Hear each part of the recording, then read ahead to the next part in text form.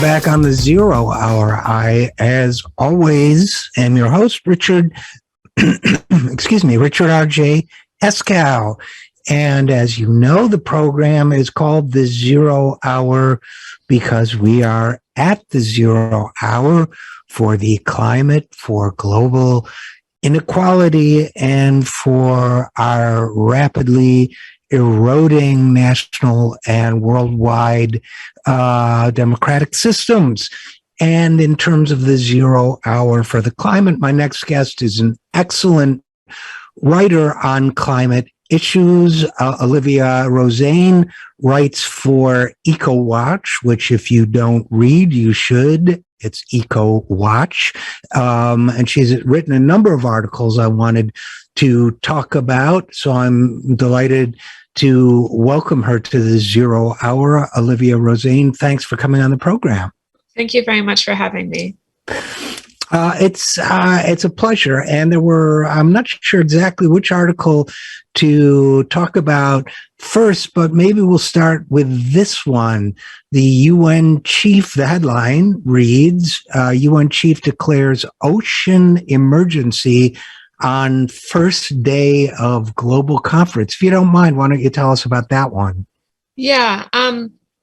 Well, as you know, the oceans are facing a variety of challenges right now. The climate crisis is an obvious one that impacts the oceans in several ways. First, with heating, which has led to things like coral bleaching in the Great Barrier Reef and in other coral reef ecosystems, but also ocean acidification, which gets rid of some of the structural integrity of certain animals that kind of use calcium to build their shells or carbon to build their shells, also like coral and certain mollusks. But then, of course, there's also overfishing and the infamous plastic pollution, which there could be more plastic than fish in the ocean by 2050, which is one of the statistics that the UN Secretary General Antonio Guterres cited during his opening remarks. So the international leaders are gathering again to try to discuss what to do about this. And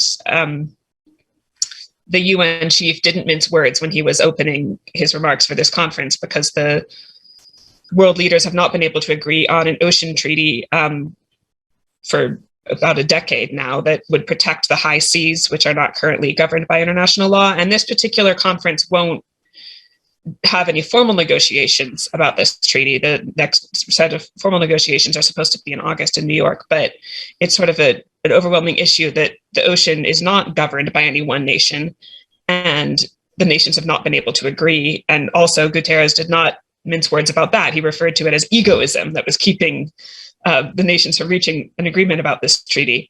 So it's definitely an urgent moment, and as he has shown in addressing lots of these different UN summits about climate and other environmental issues, he's not about to pull his punches about what's happening. And the plastics problem is, I think a lot of people don't realize the massive, massive nature of it, whether it's microplastics or just massive islands of plastic waste that are basically almost like miniature continents, right?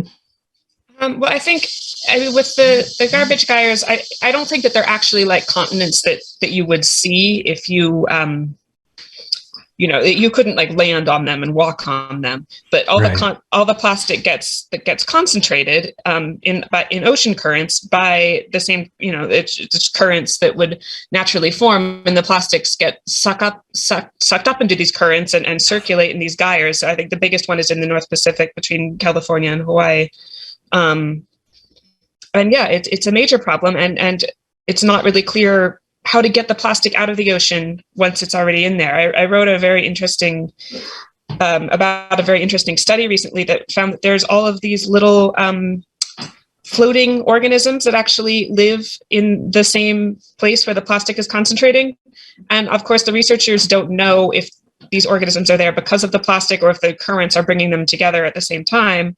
But it means that if you just go in and bulldoze all the plastic out of the Pacific, you could also be hurting all of these floating marine organisms, like jellies and snails and things like that. So, what's really important, of course, with the scientists who reported this study said was important is to turn off the tap to stop the producers from making so much plastic in the first place, because once it's in there, it's very difficult to extract it in a way that won't harm the environment. And let's talk about extreme weather events now, because you wrote a piece, New Research Considers Climate Influence on 5 Extreme Weather Events worldwide. A new study published in Environmental Research Climate publication. Tell us about that. Yeah, so there's an emerging science of weather attribution now, or so that will look at a particular hurricane or heat wave and try to figure out to what degree this was influenced by the climate crisis and to what degree it would have happened anyway. And it's very difficult, though, to do this sometimes because you need 2 things. You need to be able to model, the regular climate, or, the climate with greenhouse gas emissions and the climate without the greenhouse gas emissions. And then you need actual data. And so some countries have more data than others. So this study looked at 5 major types of extreme weather events, which were tropical cyclones, like hurricanes, precipitation events, heat waves, drought, and heavy rainfall, right? Rainfall, yeah. So it looked at these 5 events to see globally to what degree they could be attributed to climate change, and it found that heat waves almost universally, we can say that if there's a major heat wave, the climate crisis is responsible. For some of the others, it depends more on the region. Drought, for example, the California mega drought is definitely, there's a major climate signal with that.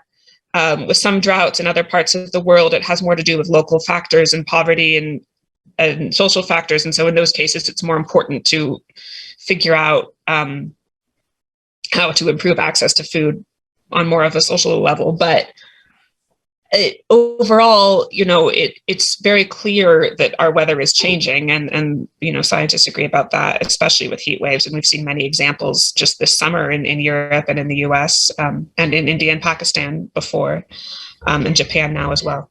So, yeah. And I thought this piece was really important for 2 reasons, Olivia. One was because you have climate deniers who say, wow, all of these things, it rained before humanity came along. It was hot, it was hot before humanity came along, et cetera, et cetera, et cetera. And then you have other people who say, well, there's nothing we can do. We've ruined the environment. It's too late. So I thought, I felt it was important that everybody understand signal from noise in terms of what we are causing, what we are not causing, and why it's important to address climate change. And also in the cases where it would have happened anyway, you get the drift. I felt this was a very important study for those reasons. But I also thought that, as a humanitarian, to focus our humanitarian efforts correctly, I thought it was extremely important. So I really appreciated that one. But it seemed to me the takeaway was the heat events are almost exclusively a result of climate change, right? Yeah. So let's talk more about heat events then. One of the things that I was struck by, and I thought was something, as we all struggle to understand the impact of climate change, and as people like you and I struggle to communicate about climate change and help people in general come to grips with it. Yeah. I was really struck by your story. And again, my guest is Olivia Rosane of EcoWatch, headlined Seville, Spain, to be the world's first city to name and rank heat waves. I thought this was a fascinating idea. We name hurricanes, and we give hurricanes rankings. So tell us about this a little bit, if you would, please. Yeah. Well, the thing about heat waves is that they are actually extremely deadly. In the US, heat waves kill more people on average than any other kind of extreme weather event. But because they're longer lasting and the death toll doesn't come because a wave crashed into, an apartment complex, it comes because people are sitting, especially elderly, vulnerable people, especially in low income areas, are sitting, in high rise apartments and heat islands with very little access to air conditioning and very little support. And so then they die of, the conditions that the pre-existing conditions that are triggered by the heat. And so they have a huge toll, but it doesn't happen in a very dramatic and visual way. And so people, I was surprised when I was doing my reporting and I realized that heat waves were so deadly, because to me, it was a heat wave was like, oh, well, I guess you try to go to a beach if you can, you just stay inside. Like I certainly, before I started reporting climate, didn't realize how serious they really were, but also how you can do something about that. If there's a warning, this is something, and this is what Seville's trying to do with their ranking system, is that, they'll have categories 1 to 3. And for each category, there'll be different actions that will be triggered by the municipal government and their supporters. So they will have people actually go out and check on people who would be vulnerable to having health impacts from the heat. And they will open up like public pools and other public places where people can come and cool down and stay cool. So I think it's trying to sort of change the way that people look at heat waves. And first of all, realize how serious they really are, but also realize that there are things that can be done, like all of this climate stuff. And I think this is kind of going back to the previous study about, to what degree climate is responsible for all these extreme weather events. There's the action that you can take on the broad level, which is, or the mitigation action, which is get rid of greenhouse gas emissions. But then there's also things in our societies and in our cities that make these things much worse. And this sort of goes into the inequality part of your 0 hour thing, that the way that our society is structured right now does not have the needs of the most vulnerable at heart necessarily. And so there are things that can be done in terms of infrastructure and planning that would also help adapt to these, extreme weather events and keep people safe. And, the Seville experiment is one attempt, and they're going to see if it works over the period of a year, and see if this actually does reduce the death toll from heat waves. And there are other cities as well, I think including Miami in the US, that are considering doing something similar, Melbourne in Australia, I believe. And there have been studies, as I'm sure Olivia, but I think our audience would be interested in. There are studies, for example, showing that lower income neighborhoods in the United States cities are far less likely to have trees with shade and other forms of shading, are far less likely to have parks, are far less likely to have bodies of water, access to bodies of water, all of which are not just amenities, and amenities are important to quality of life, but can be life-saving during a heat wave. Air conditioning, of course, is life-saving. Access to drinkable water. Many cities in this country don't have, Flint, Michigan being perhaps the most famous case, but many cities don't have access to drinkable tap water. So this is so important. And while, something like naming a heat wave may seem symbolic, and it is symbolic. Growing up, I don't remember that right now the specific names of hurricanes, but it was a big deal when I was a kid on the East Coast of the United States, and Hurricane Diana is coming, or whatever the name was, that, it was a big event. Yeah. It was something people prepared for. It was something and remembered the following year or whatever. And I think we need to start thinking about our heat waves that way, in terms of life and death, in terms of preparing, in terms of emergency planning, and all of the things that we're talking about, especially because people do die. And it is, to me, terribly sad that so many people die quietly and alone. So, I think that, I remember people kind of making fun of the idea that like winter storms should be named in the same way as hurricanes. And, whenever the media sort of does something like that puts more hype around something, there's always a little bit of skepticism. But I feel what makes this Seville thing really stick out to me is that it is bolstered by all of these mechanisms to act once that heat wave is named and ranked. Yeah, yeah. I mean, look, that media stuff, yeah, it's stupid, okay, but let's use stupid stuff to save lives. Yeah, yeah. Right. You know, exactly. That's my philosophy. Exactly. And talking about heat waves, another article of yours, and again, my guest is Olivia Rosane from EcoWatch. That's ecowatch.com. Early, and again, as I read this headline, just, not that my audience needs reminding, but, our planet, we need to do something about it. Early heat wave breaks records, ignites fires in Western Europe. You filed this, or that was published June 20th, 2022. Tell us about that, if you would. Yeah, this has been a year where heat has come very early. I mean, it happened in the US and then it has happened in Europe. And I think there were records broken in France, records broken in Spain. And I mean, it's similar to what happens with the fires here. That if there's hot weather, it ignites wildfires, and it caused a lot of damage in parts of Spain, especially was really hit hard by the fires, including an area in the north that was sort of wolf habitat. So I know that some animal welfare groups are worried about the wolf population during the fires. So it's just another example of how you can't really rely on things to be the same. That even in a country that is used to being hot, like Spain, they were seeing temperatures that they normally see in August, and this is June. So even countries that are more prepared for hot weather are not prepared for the hot weather coming when it's coming, and in the way that it's coming, and the extent to which it is heating up. And there's a photograph with your article of a wildfire. It looks like in Pumarejo de Terra near Zamora. Mm-hmm. I don't know if that's a forested area. I can't tell from the photograph. Yeah, I think it's a sort of a forested mountainous area from what I read.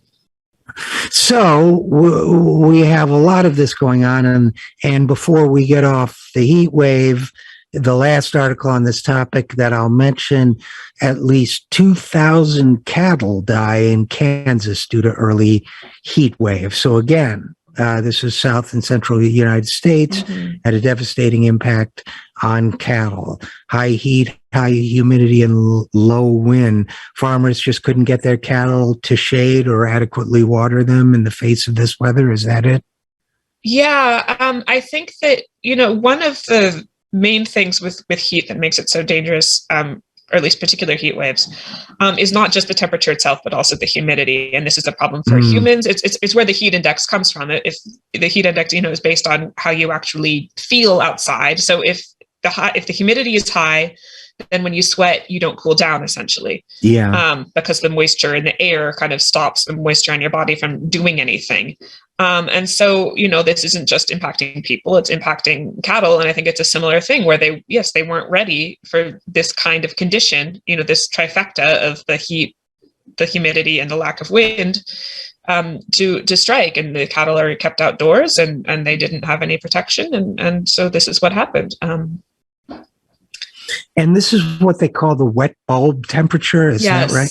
Yes. I mean, I don't know if these particular conditions were wet bulb conditions, but essentially, yes, when you get to wet bulb temperatures, it's what people really can't survive in for an extended period of time because it is so humid and so hot. And there are parts of the world I've reported on previously where they're saying that, these wet bulb temperatures could, I think, become like much more frequent by the end of the century, including like a major agricultural area in China, which has obviously been very difficult for people to be farming if they're farming in wet bulb conditions. So it is a major issue with the climate crisis. And there are parts of Pakistan, I know, that have experienced this as well, right? Yeah. And speaking of China, Olivia, you have a piece, Historic Flooding, displaces hundreds of thousands in China. And historic, are we to assume that means that perhaps this is also a consequence? You write that 2 provinces in the south of the country increased flood warnings, while China sees flooding every summer during the rainy season. Environmental advocates say the rains have become heavier and more frequent because of the climate crisis. Mm-hmm. Yeah, I mean, there hasn't been any attribution study done yet on this particular case, to my knowledge. But yes, one of the things that climate change does is, well, the hotter air holds more moisture, so that means that rain falls, more of it falls, and then it also has been messing with like the timing of the monsoon season in East Asia, and that's something that the IPCC has sort of predicted in its most recent report. So, you know, it's an example of the kind of thing that happens with the climate crisis, that when it rains more heavily. And, you know, they were saying, I think it was like once in 60-year flooding from these rains. And I guess the last piece I'll ask you about is this, not about the climate itself, but about the response to the climate. You wrote a piece a couple of weeks ago, I guess now, about the Bonn talks. Right. Rich nations accused of blocking progress on climate finance for poorer countries. So would you mind telling us about that? Yeah, well, one of the major sticking points of the international climate negotiations coming out of the Paris Agreement has been providing funding to help developing countries both reduce emissions and adapt to the climate crisis, because many of these countries are very vulnerable. They're low-lying, or they just already don't have the infrastructure, or they're, you know, in more tropical areas. So the heat rises, it's going to be a bigger deal in the tropics because they're already warmer. And historically, you know, it's been major industrial countries that have produced the most greenhouse gas emissions.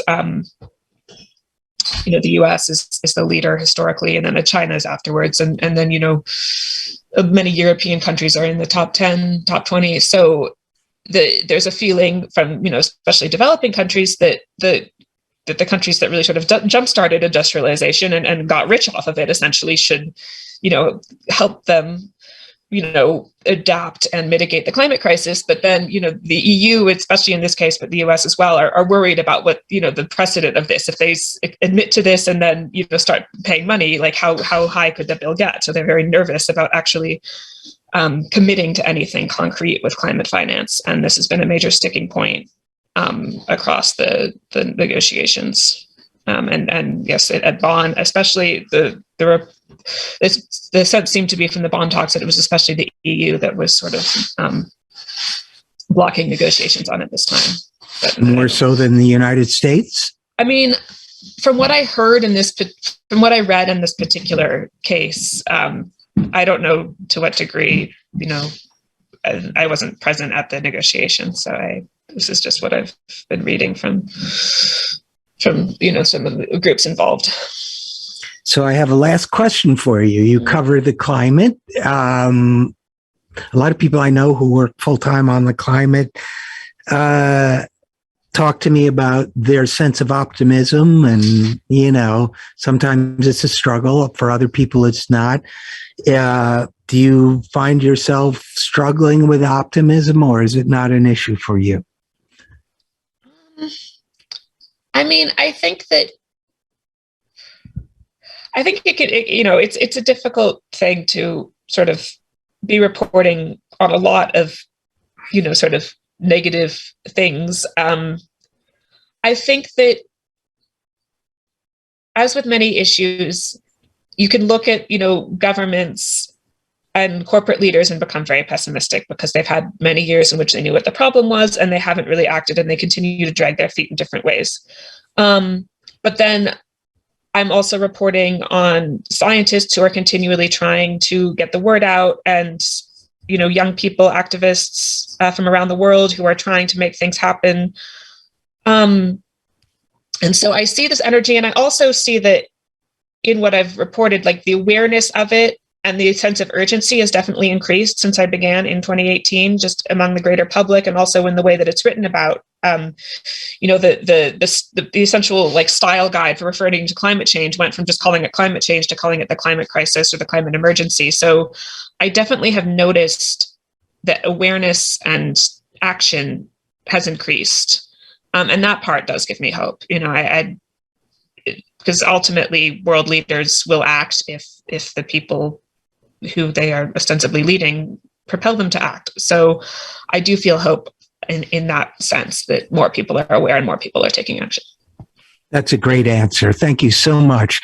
So again, my guest has been Olivia Rosane. She is a writer for EcoWatch. That's ECOWatch.com. Olivia, thanks so much for your great reporting and writing, and thanks so much for coming on the program. Thank you very much for having me again. And we'll be right back after this. I'm Richard RJ Eskow, and this is The Zero Hour.